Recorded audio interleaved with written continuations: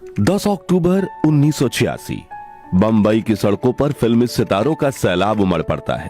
वही सितारे जो अपनी फिल्मों से दर्शकों को मनोरंजित करते थे, आज उनके चेहरे पर गुस्से की लहर थी। सुनील दत्त, राजेश खन्ना, दिलीप कुमार, राज कपूर, दारा सिंह, देवानंद, मिथुन चक्रवर्ती, धर्मेंद्र और बॉलीवुड के शहंशाह अमिताभ बच्चन, ये वो नाम थे जिनकी मौजूदगी में अपने आप में किसी फिल्म से कम नहीं लगता था समा।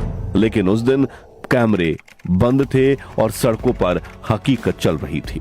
ना कोई पीआर स्टंट और ना ही कोई लोकप्रियता की अपेक्षा, बस एक मांग, और इन सितारों के साथ खड़ा था 1 लाख लोगों का जन सैलाब, जो एक ऐसे आंदोलन की आवाज बन चुका था जो कुछ ही दिनों में मुंबई के माफिया और महाराष्ट्र सरकार को हिला देने वाला था। मेरे नौजवान साथियों, आज हम आपको वो बात समझाने आए हैं। अभी हम बेवकूफ हैं कि वो सही है, इसका फैसला आपके हाथों में है। मगर ऐसा तो क्या हुआ कि इन बॉलीवुड सुपरस्टार्स को एक साथ सड़क पर उतरना पड़ा? क्यों मिथुन दा को इस आंदोलन की आवाज कहा जाता है? कैसे उन्होंने लाखों लोगों समेत खुद बाला साहब ठाकरे को भी सरकार के खिलाफ खड़ा कर दिया था?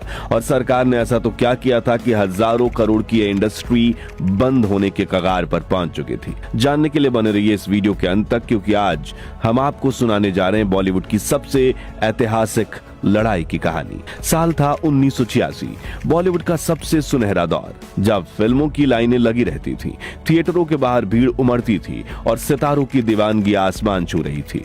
एक फिल्म रिलीज होती तो अगले दिन अखबारों में उसकी हेडलाइन होती, हाउसफुल, ब्लॉकबस्टर, रिकॉर्ड तोड़ कलेक्शन। लेकिन पर्दे के पीछे की हकीकत कुछ और थी। जिस इंडस्ट्री ने लाखों लोगों को रोजगार दिया था, उसी इंडस्ट्री के रगों में धीरे धीरे सरकारी नीतियों और पायरेसी का जहर फैलने लगा था। हर हिट फिल्म के साथ करोड़ों रुपए का नुकसान हो रहा था, क्योंकि फिल्म थिएटर में लगने से पहले ही उसकी पायरेटेड कॉपी ब्लैक मार्केट में बिक जाती थी। लोग गलियों में बैठकर वही फिल्म वीसीआर पर देख रहे होते और प्रोड्यूसर सिर्फ अपने नुकसान की गिनती कर रहे थे। फिल्में चल रही थीं, लेकिन पैसा गायब था। ऊपर से सरकार की नीतियां उस आग में घी डाल रही थीं।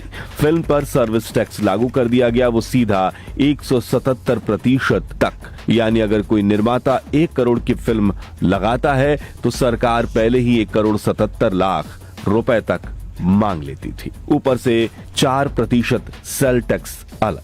ये टैक्स सिर्फ एक्टर्स या डायरेक्टर्स पर नहीं था, बल्कि उन कैमरा उठाने वालों, लाइन टांगने वालों, मेकअप करने वालों और सेट पर मेहनत करने वाले हर मजदूर पर भी बड़ा बोझ बनकर गिरा, जो अपनी 2 वक्त की रोजी रोटी के लिए फिल्म सिटी पर निर्भर थे।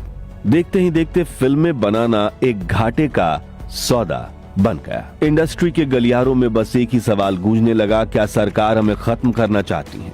प्रोड्यूसर्स के पास कोई रास्ता नहीं बचा था। उन्होंने सरकार से मिलना चाहा, फाइलें भेजी, आंकड़े दिखाएं, लेकिन जवाब मिला, बस हम देख रहे हैं। वो देखना इतना लंबा खिंच गया कि इंडस्ट्री के सब्र के बांध टूट गए। और फिर जुहू के एक होटल में बुलाई गई एक मीटिंग ने बॉलीवुड की तकदीर बदल दी। उस मीटिंग में ना कोई कैमरा था, ना कोई स्क्रिप्ट, वहां सिर्फ सिनेमा को बचाने की लड़ाई की तैयारी थी। राज कपूर, यश चोपड़ा, रमेश सिप्पी, सुभाष घई, वो सब जो अब तक सिनेमा को सपनों की दुनिया में ले गए थे, अब वही सिनेमा को हकीकत में बचाने की रणनीति बना रहे थे। और वहां एक बात तय हुई, अब वक्त है पर्दे से उतरकर सड़कों पर आने का।